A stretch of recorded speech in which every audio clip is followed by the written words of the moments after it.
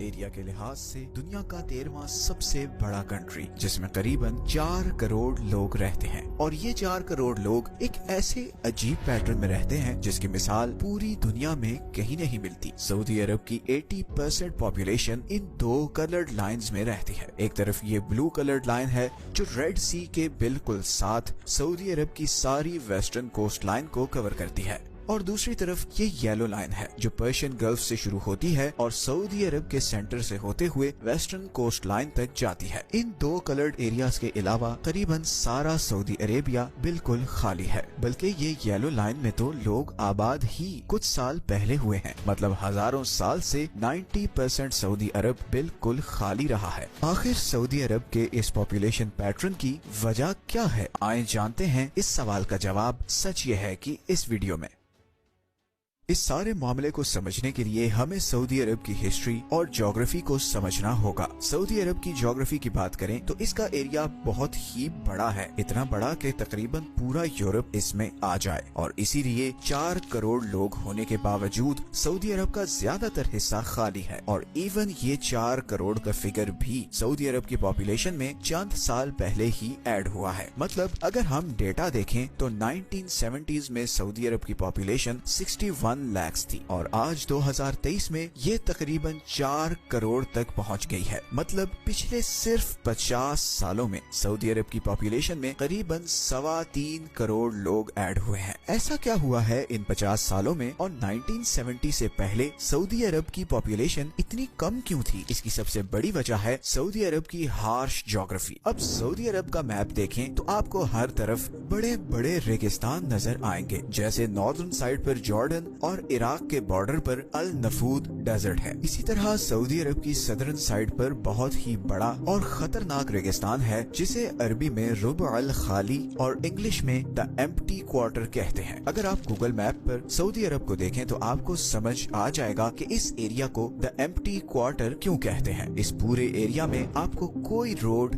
Rail, گھر کچھ بھی نظر نہیں آئے گا، اور اس کی وجہ یہ ہے کہ اس ریگستان میں اتنے بڑے اور خطرناک ریت کے طوفان آتے ہیں جتنے ہماری پوری زمین میں کہیں نہیں آتے، اور گرمیوں میں یہاں ٹیمپریچر 55 ڈگریز تک پہنچ جاتا ہے، جبکہ دوسری طرف سردیوں میں اتنی ٹھنڈ ہوتی ہے کہ ٹیمپریچر -7 تک گر جاتا ہے۔ اسی ریگستان کی وجہ سے سینٹرل، ناردرن اور صدرن عربیہ میں ٹریڈ ہمیشہ سے بہت مشکل رہا ہے۔ حالانکہ یہ سارے کنٹریز پڑوسی ہیں اور ان کے ایک دوسرے کے ساتھ بارڈر ہیں۔ ایون اگر آپ عمان کو دیکھیں تو وہ تو بالکل ہی لاک نظر آئے گا، مطلب